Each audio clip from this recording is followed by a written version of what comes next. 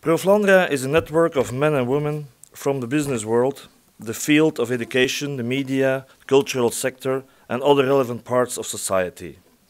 Based upon our three main principles, entrepreneurship, values, and Flemish autonomy, we strive to ensure that the prosperity of Flanders is safeguarded for the future.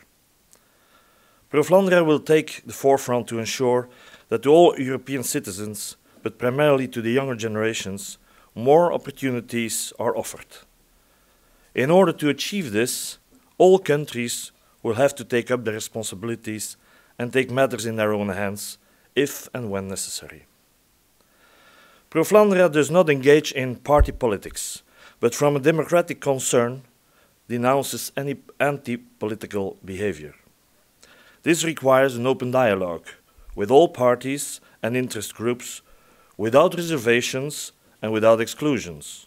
We consider it as one of our major tasks to strongly participate and position ourselves in the public debate about governmental efficiency, nation building, and the European Union. We try to achieve our goals through activities like symposia, publications, and networking, and we always propagate business-like analysis and solutions with a focus on efficiency and fairness. In our recently published bundle of essays, Flanders and Europe, Limits and Necessity of Solidarity, we offered a forum to nationally and internationally reputed politicians, economists, and philosophers to debate about the future of European integration, the Eurozone, and nation building for Flanders. We believe that the outcome of these exchanges constitute a beacon to those Flemish politicians that opt for a strong Flanders in a strong Europe. The symposium of this evening consisted basically of three parts. In the interesting introduction of Professor Dr. Hans Verboven, our host of this evening, he elaborated on the fact that solidarity needs checks and balances. Unconditional solidarity does not help, because the receiver is not compelled to improve his own situation. In this way, this solidarity becomes irresponsible, and at the end, even immoral solidarity. Professor Dr.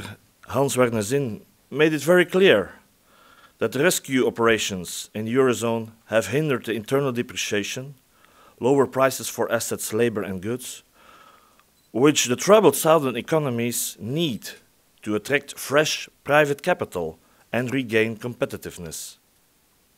Even a temporary exit out of the Eurozone should not be ruled out.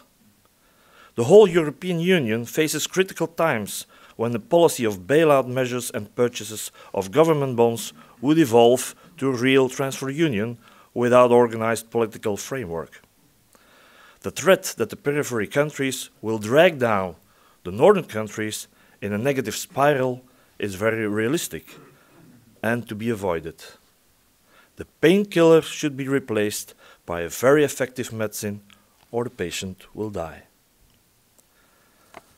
Professor Dr. Erik Buist gave us some important insights in the roots and the results of the interregional Belgian transfers. These transfers from Flanders to Wallonia and Brussels did not produce economic convergence.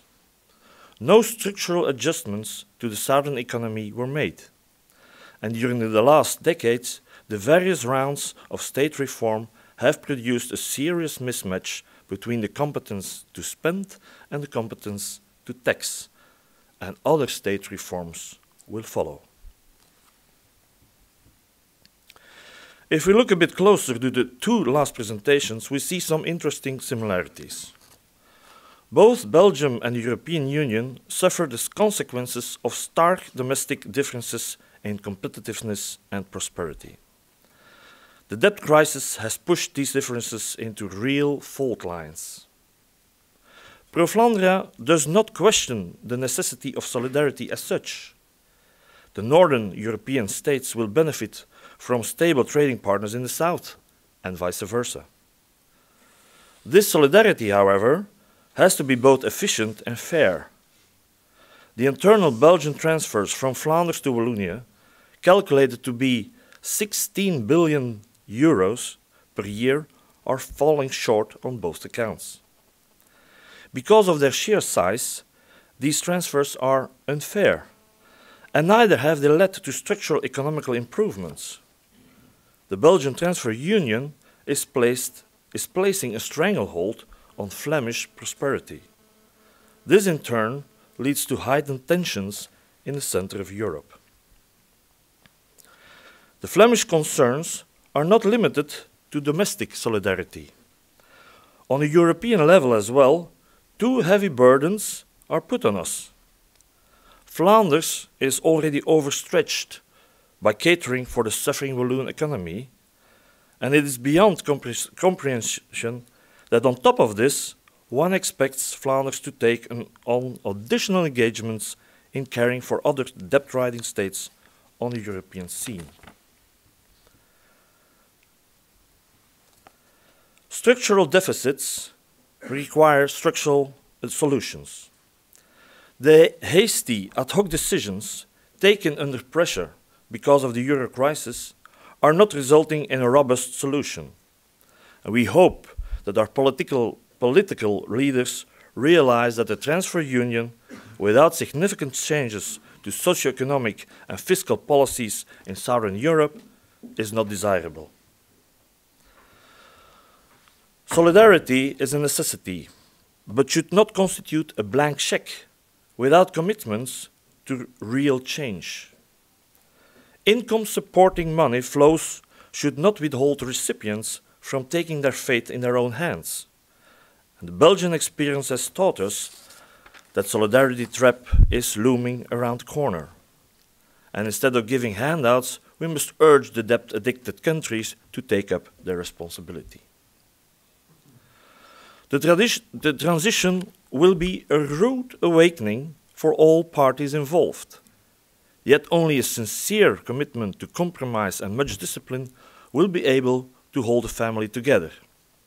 Instead of holding on to inflationary money-printing policies and burdening the Northern European countries with massive amounts of target claims that will almost be impossible to reclaim, we would be better off compelling affected countries to implement internal depreciations and radical restructuring. Only in that way they will be able to regain their competitiveness and economic health. And the composition of the Eurozone is not something that should be dogmatically retained.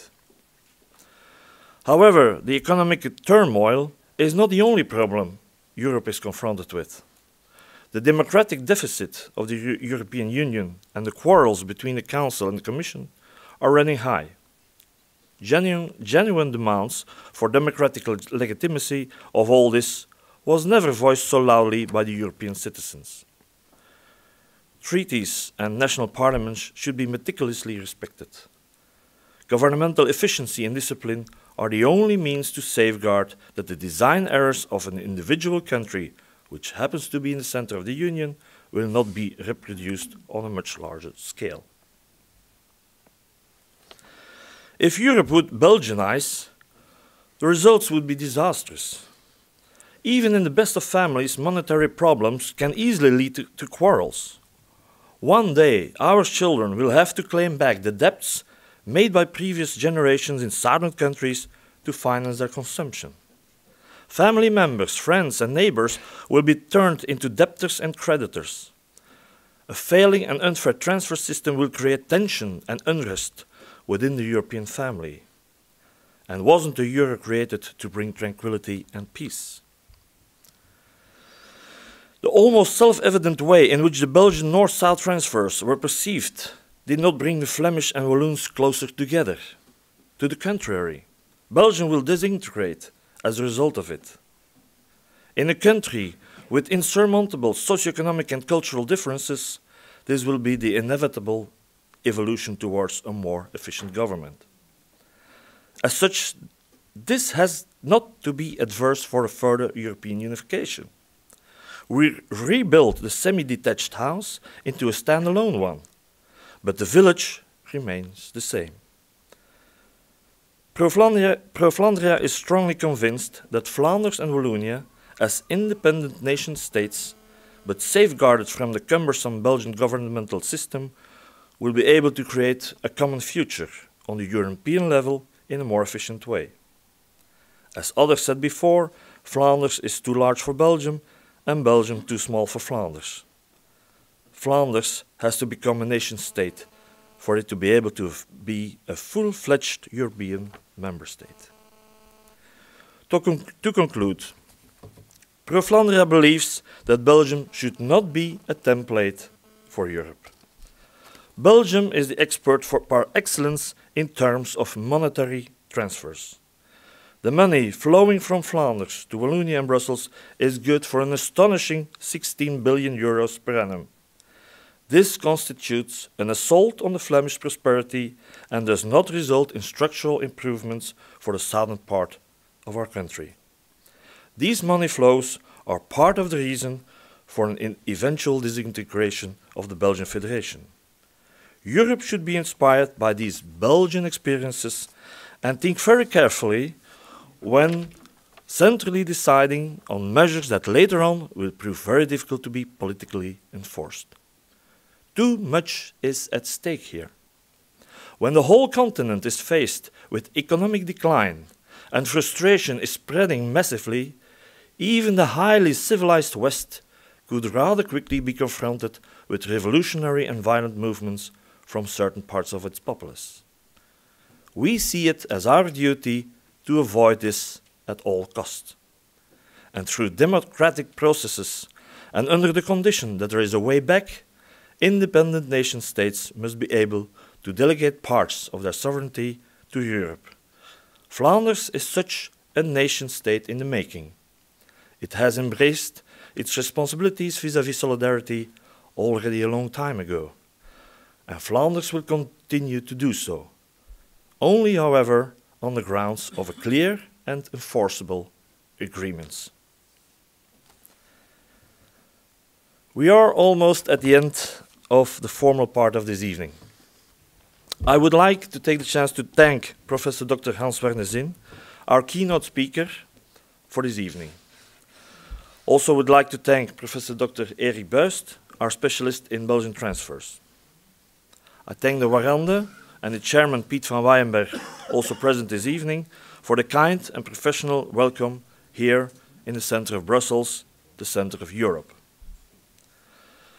Also Professor Dr. Hans Verboven, the organizer of this event, and last but not least, all members of Pro-Flandria who contributed behind the scene.